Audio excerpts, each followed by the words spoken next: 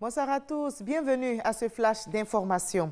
L'ambassadeur d'Allemagne en Côte d'Ivoire est en fin de mission. Avant son départ d'Abidjan, il est allé faire ses adieux au président de la République, Alassane Ouattara. Le président ivoirien et le diplomate allemand ont échangé aujourd'hui même au palais présidentiel. On fait le point avec notre reporter Awa Touré.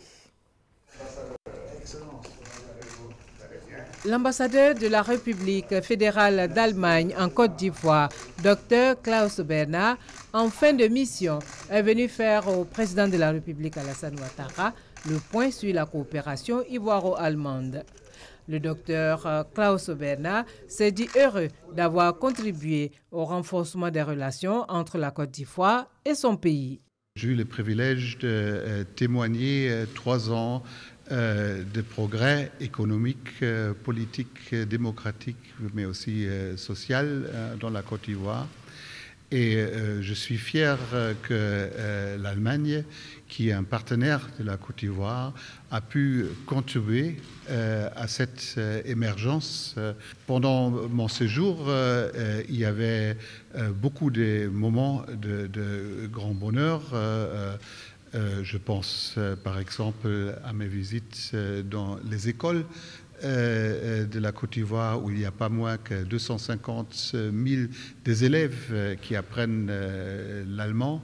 Il y avait évidemment aussi des points sombres. Je pense à l'attentat des terroristes à Grand Bassam le 13 mars 2016 où la directrice du Goethe-Institut était une des victimes de cet attentat.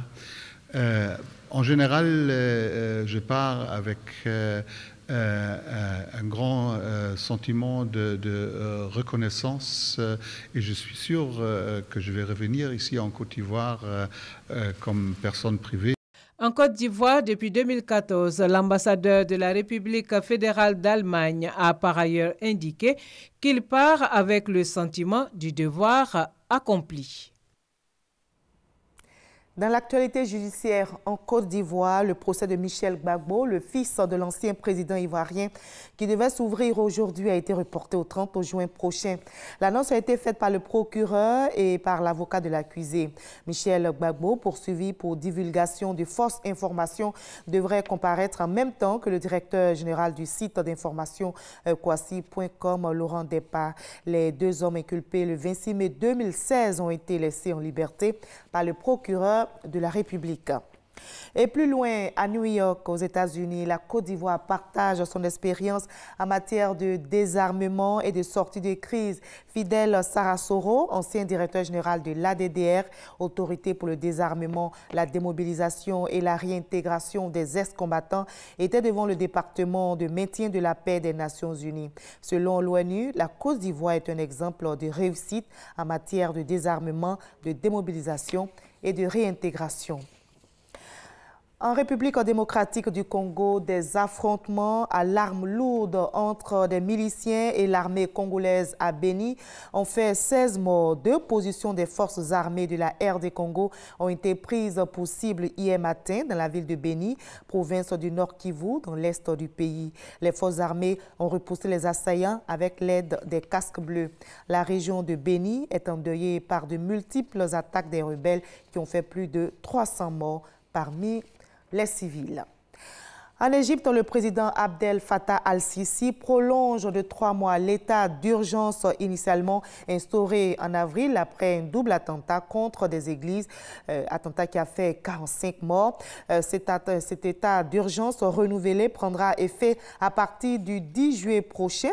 Le groupe État islamique qui avait revendiqué ces attaques a multiplié les menaces contre la minorité chrétienne égyptienne copte. L'état d'urgence élargit, sachez-le, les pouvoirs des policiers en matière d'arrestation et de surveillance.